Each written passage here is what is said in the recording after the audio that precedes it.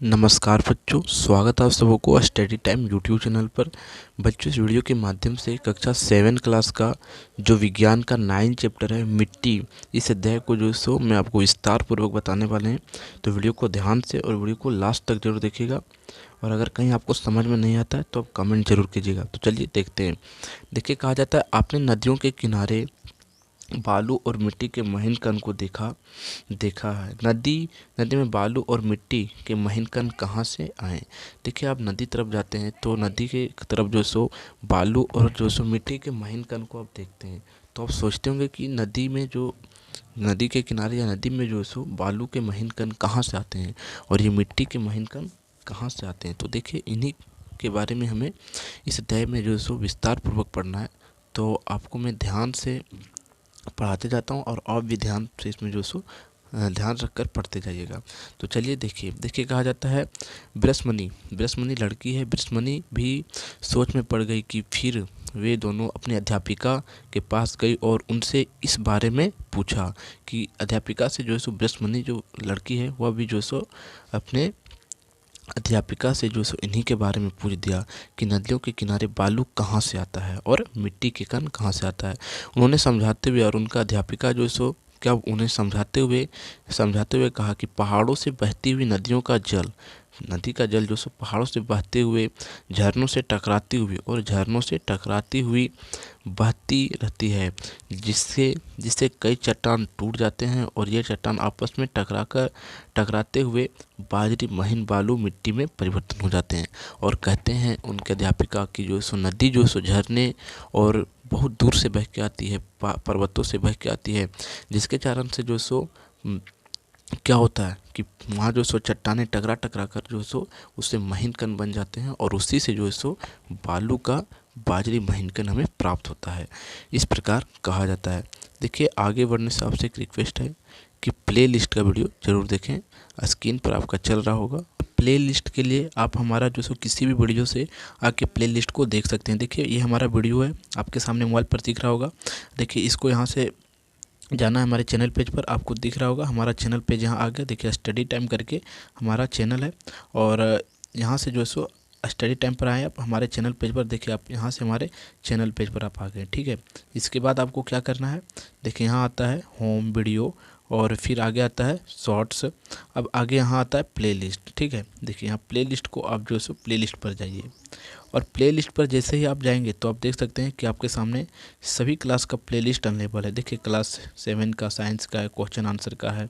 फिर आगे देखिए क्लास 8 का है। फिर यानी कि आप जो भी आपको प्लेलिस्ट चाहिए सभी प्लेलिस्ट यहाँ अवेलेबल है। और प्लेलिस्ट आप देखेंगे तो जो सो सीरीज बाय सीरीज वहाँ से आप सभी वीडियो को देख सकते हैं, वहाँ सभी वीडियो आपको मिलता जाएगा, ठीक है।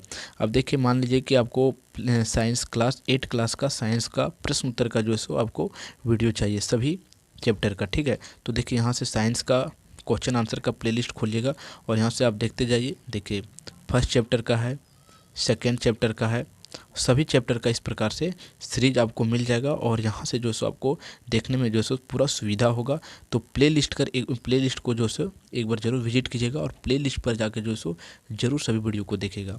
तो चलिए अब आगे देखते हैं। कहा जाता है मिट्टी का बनना। अब मिट्टी कैसे बनता है। पृथ्वी की क्या ऊपरी परत कठोर चट्टानों से निर्मित है। पृथ्वी का जो सबसे ऊपर का परत है वो कठोर चट्टानों से निर्मित है और तेज धूप और अधिक तापमान के कारण ये चट्टान टूटकर महीन कणों के रूप में बदल जाता है। और तेज धूप और तापमान अधिक होने के कारण से क्या होता है, यह चट्टान जो है सो महीन कणों में टूट जाता है।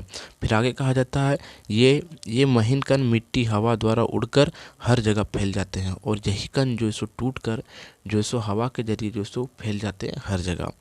फिर आगे कहा जाता है लाइकेन तथा अन्य कुछ जीव चट्टानों की दरारों के गहराई में चले जाते हैं और लाइकेन जो जीव है वो चट्टानों के दरार में चले जाते हैं और इनके शरीर से कुछ रस जो एंजाइम जो होते हैं वह स्वरित होते हैं, यानी कि निकलते हैं। किससे, लाइकेन से, जो चट्टानों को धीरे धीरे महीन कण में बदल देते हैं और उनसे जो एंजाइम रिलीज होता है लाइकेन से, वह जो सो क्या करते हैं, वह चट्टान को धीरे धीरे कमज़ोर बना देते हैं और वही जो सो आगे जाकर महीन कण में भी बदल देते हैं। फिर आगे कहा जाता है यही बाद में मिट्टी का रूप ले लेता है और फिर बाद में क्या होता है, मिट्टी और बालू का रूप ले लेते हैं। आगे कहा जाता है आपने मिट्टी के अंदर अंदर से चींटियों को निकलते जरूर देखा होगा। सही बात है, आपने जो है सो मिट्टी से चींटियों को निकलते हुए जरूर देखा होगा, जरूर देखा होगा। आपने बीजों को भी मिट्टी से अंकुरित होकर बाहर निकलते देखा होगा। क्या मृदा के अंदर और भी जीव जंतु रहते हैं? क्या मिट्टी के अंदर और भी जीव जंतु रहते हैं? आइए क्रियाकलाप द्वारा इसे इसे पता लगाएं। अलग अलग स्थानों से मिट्टी के नमूने इकट्ठा कीजिए तथा इन्हें आवर्धक लेंस, जो आवर्धक लेंस होता है उसकी सहायता से ध्यानपूर्वक देखिए। जो अलग अलग जगहों से आप मिट्टी का जो है सो इकट्ठा किए हैं उसे। आगे कहा जाता है प्रत्येक नमूने के परीक्षण के आधार पर सारणी को पूरा कीजिए।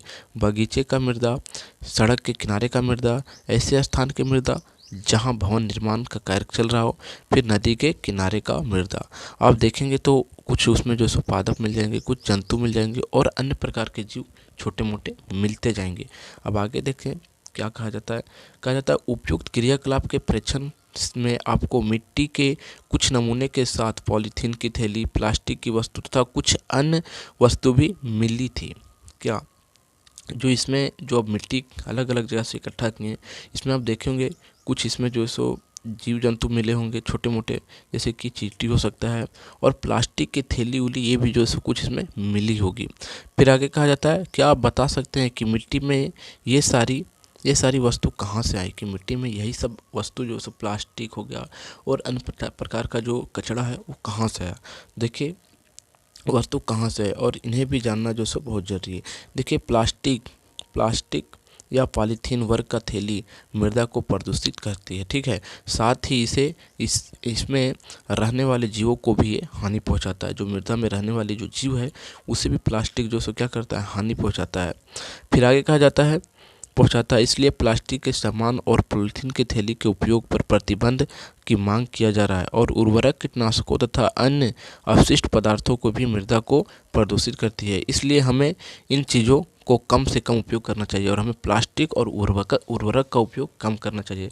नहीं तो जो मृदा में हमारे जो जीव जंतु रहते हैं छोटे मोटे, जैसे कि क्या बोल सकते हैं, जो चींटी रहते हैं और अनेक प्रकार के जीव जो रहते हैं, जोंक, ये सब जो रहता है, ये सब जो है उनसे विलुप्त होते जा रहे हैं अगर हम प्लास्टिक और उर्वरक का उपयोग अधिक करते हैं तो। फिर आगे देखिए, आगे कहा जाता है अब बताइए मृदा के अंदर रहने वाले जीव आखिर सांस कहाँ से लेते हैं? तो इसका भी आगे देखेंगे कि कहाँ से लेते हैं। देखिए मृदा में जल एवं वायु के कण होते हैं। मृदा, अगर मिट्टी को देखा जाए तो मिट्टी में जल और वायु दोनों के कण होते हैं, उसी से जो है सो वह सांस लेते हैं। अब आगे देखिए क्रियाकलाप 1 में समझिए। देखिए आवश्यक सामग्री मिट्टी का ढेला, एक कांच की बीकर तथा एक जल का गिलास 3/4 भाग यानी कि 1/4 लीजिए जल, ठीक है, जल गिलास में, और मिट्टी के ढेले को जल से भरे इस बीकर में डालिए। आप क्या देखते हैं? आपको जल में बुलबुले निकलते हुए दिखाई देंगे। यानी कि जैसे मिट्टी के ढेले को आप जल में डालते हैं गिलास में, तो आपको जो सो मिट्टी से जल से बुलबुला निकलते हुए दिखाई देगा। इससे हमें क्या पता चलता है, समझिएगा। देख लीजिए यहाँ एक्सपेरिमेंट किया जा रहा है तो बुलबुला निकल रहा है। देखिए कहा जाता है, अब आप समझ गए होंगे कि पौधे की जड़ तथा मिट्टी के अंदर रहने वाले जो जो जीव जंतु होते हैं, मिट्टी के जो अंदर रहने वाले जो जीव जंतु होते हैं, वो मिट्टी के बीच जो ऑक्सीजन फंसे होते हैं उसी से वह जो अपना ऑक्सीजन प्राप्त करते हैं और उसी से वह सांस लेते हैं और उसी से सांस लेकर वह जीवित रहते हैं। फिर आगे कहा जाता है आपने जाना कि पवन, वर्षा व जलवायु क्रिया से सेल चट्टान टूटकर मिट्टी का निर्माण करते हैं और यह प्रक्रिया अवक्षेप कहलाती है और यह प्रक्रिया जो सो अवक्षय कहलाती है। देखिए कहाँ से कहाँ कहलाती है, समझ लीजिएगा, हेडलाइन कर देते हैं।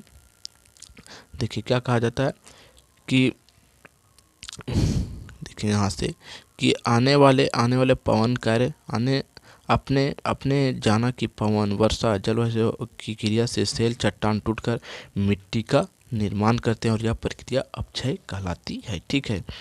अब आगे कहता है, आगे देखिए कहा जाता है यह भी जाने मृदा के निर्माण में शामिल कारक, तापमान में परिवर्तन, कोहार, वायु, जल तथा जैव पदार्थ। फर्स्ट होगा तापमान में परिवर्तन होने से मृदा का क्या होता है, निर्माण होता है। आपको इस प्रश्न को जो है ध्यान में रखना है कि मृदा का निर्माण से क्या होता है, मृदा का निर्माण कैसे होता है। जब तापमान अधिक होता है, तापमान में परिवर्तन होता है, तो मृदा का निर्माण भी, जो हमारे चट्टान होते हैं वह टूटते हैं और मृदा का निर्माण उससे होता है। ठीक है, और आपसे एक रिक्वेस्ट है कि वीडियो के डिस्क्रिप्शन में लिंक दिया हुआ है प्रश्न उत्तर का। आप इस वीडियो को देखने के बाद वीडियो के जो है सो प्रश्न उत्तर का भी जरूर देखिएगा, तब आपको और बेहतर समझ में आ जाएगा। ठीक है, अब आगे देखते हैं क्रियाकलाप दूसरा। देखिए कहा जाता है थोड़ी सी मिट्टी लीजिए, इसके ढेलों को तोड़कर चूना बना दीजिए, और इसके ढेले को तोड़कर क्या कीजिए, पूरा तरह से चूना बना दीजिए, यानी कि पूरा महीन कर में बना देना है। और कांच के गिलास, फिर आगे कहा जाता है कांच के गिलास 3/4 भाग जल लीजिए, 3/4 भाग जल लीजिए। अब मुट्ठी भर मिट्टी का चूना यानी कि मिट्टी का पाउडर जो आपने किया है लेकर इसमें डाल के दीजिए, किसमें, जो गिलास में पानी लिए 3/4 भाग, और चम्मच से अच्छी तरह से हिलाइए। जब मिट्टी की पूरी तरह मिल जाए तो इस स्थिति को स्थिर होने दीजिए, और मिट्टी जब पूरी तरह से जल में मिल जाता है तब जल को स्थिर होने दीजिए, और कुछ देर बाद गिलास को ध्यानपूर्वक देखना है, और गिलास को कुछ देर बाद ध्यान से देखना है। तो देखिए आपको क्या दिखाएगा, हुमस दिखाएगा, जल, मृदा, मृतक और बालू और बाजरी, यानी कि जो सबसे भारी कण होंगे वो नीचे बैठ जाएंगे, जो बाजरी है, फिर बालू दिखाई देगा आपको, फिर मृतक दिखाई देंगे जो उसमें रहने वाले जीव जंतु होते हैं, किसमें, मिट्टी में, फिर जल आपको दिखाई देगा, और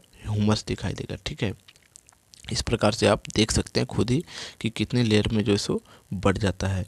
अब आगे देखते हैं, देखिए क्या कहा जाता है, क्या आपको कांच के गिलास में विभिन्न आमाप के कण की परत दिखाई देते हैं। हाँ, हमें जो सो कांच के गिलास में विभिन्न तरह के जो सो आमाप वाले जो लेयर दिखाई दे रहे हैं। फिर आगे कहा जाता है क्या जल में कुछ मृत अथवा सड़ी गली पत्तियां के कुछ टुकड़े अथवा जंतु अवशेष तैरते दिखाई देते हैं। वो भी है, क्योंकि मृदा में हमें बहुत छोटे छोटे जीव जो पाए जाते हैं, जीव जंतु रहते हैं जो कि वह जल में ऊपर तैरते हुए दिखाई दे रहे हैं।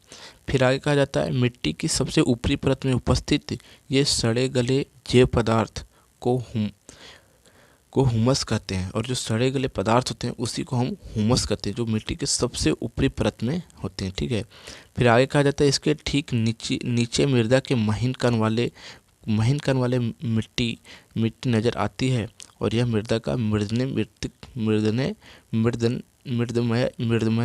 मृतक कहलाती है। क्या कहलाती है, जो दूसरा लेयर है मृदमय मृतक कहलाती है। अब दूसरा को यहाँ देख सकते हैं, मृदमय मृतक कहलाती है। ठीक है, फिर आगे कहा जाता है मृतक के नीचे दानेदार बालू के कण हैं, और सबसे नीचे की परत में थोड़ी मोटी कण दिखाई देते हैं, और इसे बाजरी कहते हैं। और जो सबसे नीचे जो आपको कण दिखाई देते हैं वो जो सो ये बाजरी कहलाते हैं, जो आप देख सकते हैं सबसे नीचे जो गिलास में, पानी के गिलास में जो बैठा हुआ है कण है वो बाजरी कहलाते हैं। फिर आगे कहा जाता है किसी मृदा की प्राकृतिक उन सेलों चट्टानों पर निर्भर करती है जिनसे इनका निर्माण हुआ है, और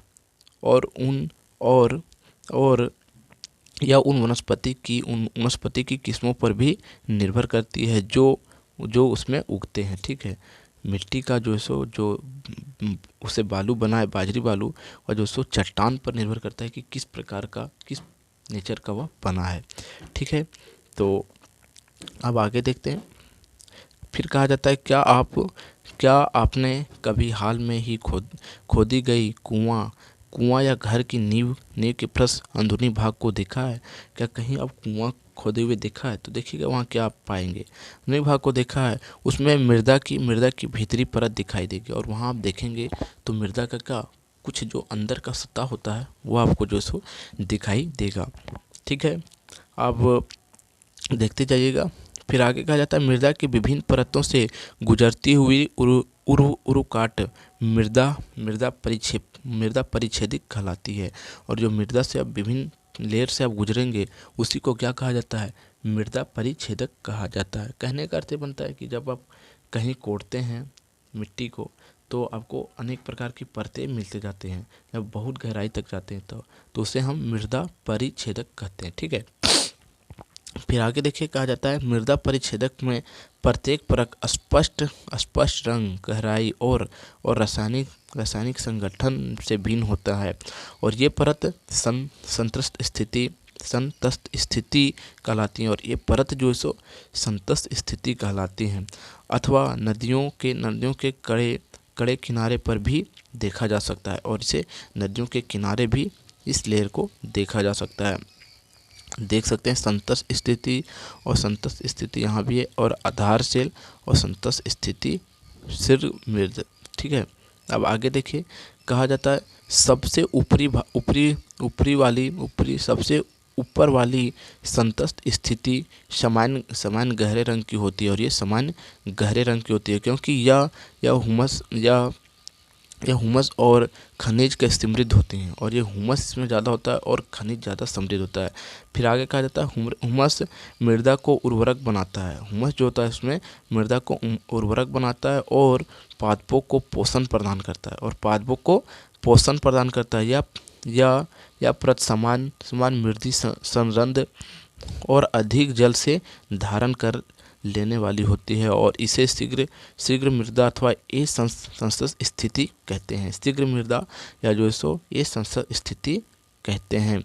फिर आगे देखिए कहा जाता है शिश्न मृदा से नीचे की परत में हुमस कम होती है। जो शिश्न मृदा के निचला जो परत होता है उसमें हुमस कम होती है लेकिन खनिज अधिक होती है। लेकिन क्या होता है इसमें खनिज अधिक होता है और यह परत सामान्यतः अधिक कठोर और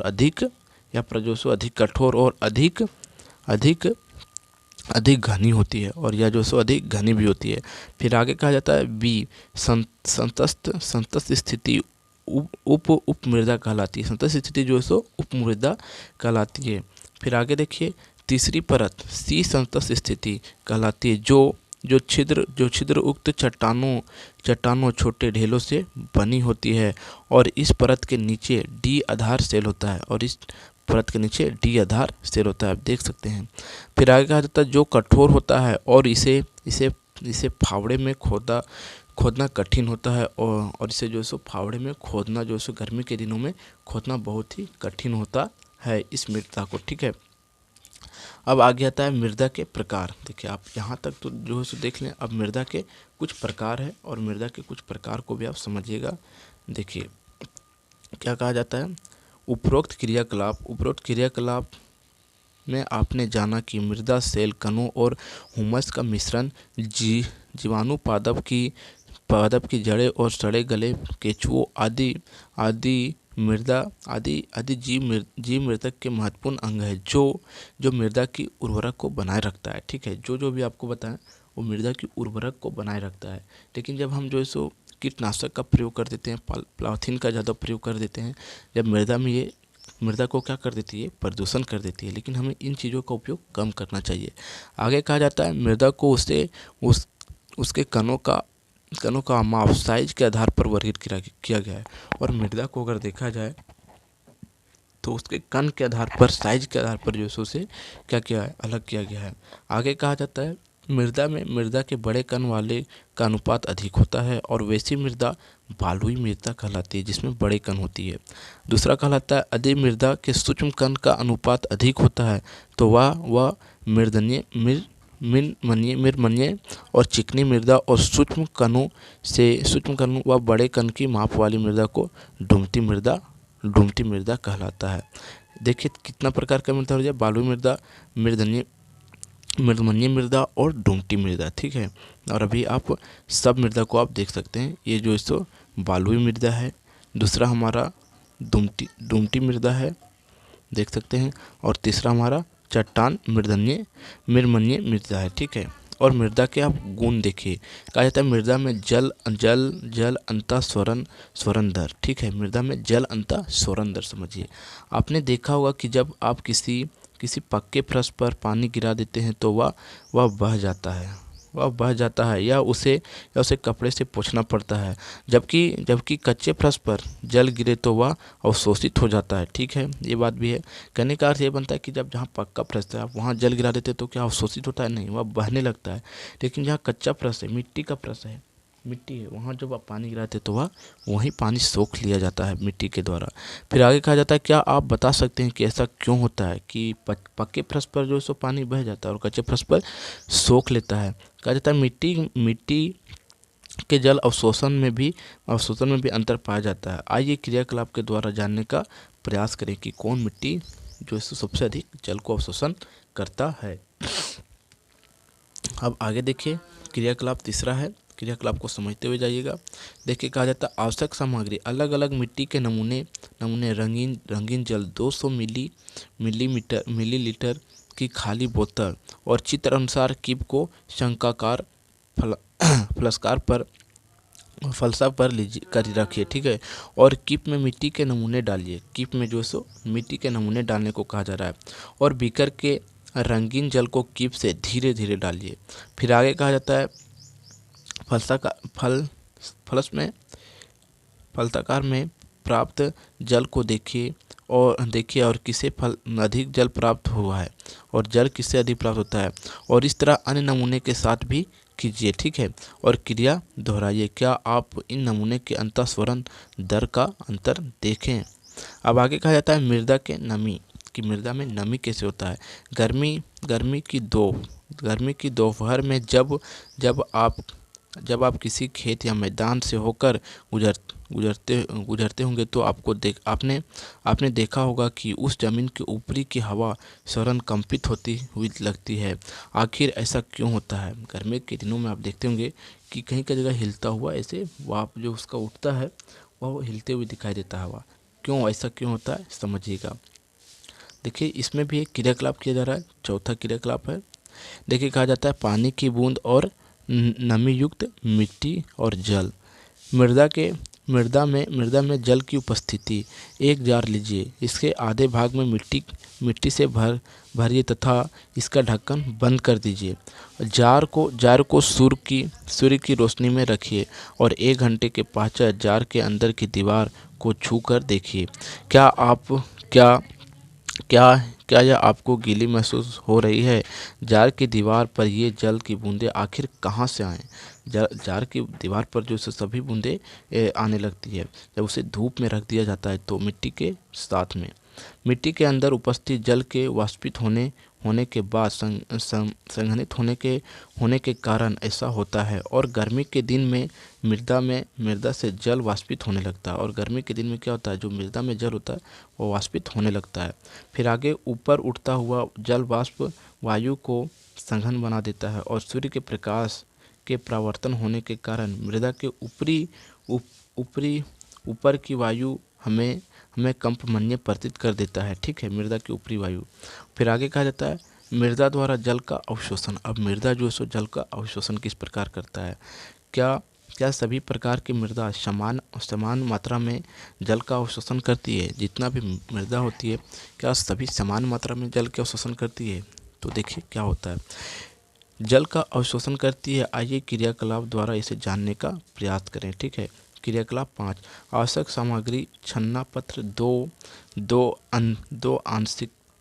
आंशिकता बीकर, 2 कीप, विभिन्न मिट्टियों के नमूने, जल, दो टीप कीपाद और बैठी 2 परखनली लीजिए। ठीक है, अब इसमें देखिए कैसे क्या किया जाता है कि सभी मृदा जो है सो समान रूप से जल का अवशोषण करता है। चित्र अनुसार त्रिपाठी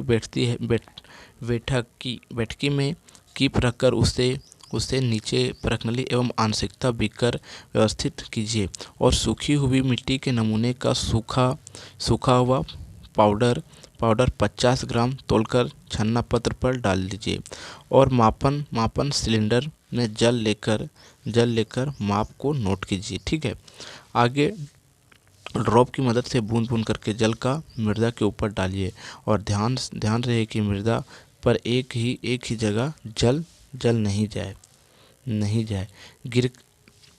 गिराकर पूरी मृदा पर डालिए। मृदा पर जल की बूंदें तब तक डालिए जब तक वह रिस कर कीप के नीचे गिरना शुरू कर दे। और मापक सिलेंडर में बचे जल को मापकर उसे प्रारंभिक माप से घटा लीजिए, ताकि आपको मृदा द्वारा अवशोषित किए गए जल का आयतन ज्ञात हो जाए और परिणाम को नोट कीजिए। मृदा का द्रव्यमान 50 ग्राम था, 50 mg था और मापन सिलेंडर में जल का आंशिक आयतन इतना था। और आगे देखिए, मापन सिलेंडर का जल अंतिम इतना वॉल्यूम था और आवश्यक जल का आयतन इतना वॉल्यूम था। और इसमें जो है सो घटा बढ़ा देना है और इस प्रकार से आपको सॉल्यूशन मिल जाएगा। लेकिन ये सबको सॉल्यूशन को जानना उतना ही अति आवश्यक नहीं है, लेकिन जो आगे बताया जाता है वो सब जो है सो आपको बहुत ही अति आवश्यक है जानना। ठीक है, अब आगे देखिए क्या कहा जाता है, समझिएगा। कहा जा रहा है बहुत ही महीन कण के कारण आपस में जुड़ रहे हैं और कण के बीच रिक्त स्थानों को कम करने से इससे वायु कम हो जाती है और इससे मृदा का जो सो अवक्षेपण भी रुक जाता है। और इस प्रकार अध्याय समाप्त होता है। अगर कहीं आपको वीडियो नहीं समझ में आया तो वीडियो में कमेंट करें। तो चलिए फिर मिलता है आपको अगले वीडियो, तब तक के लिए जय हिंद।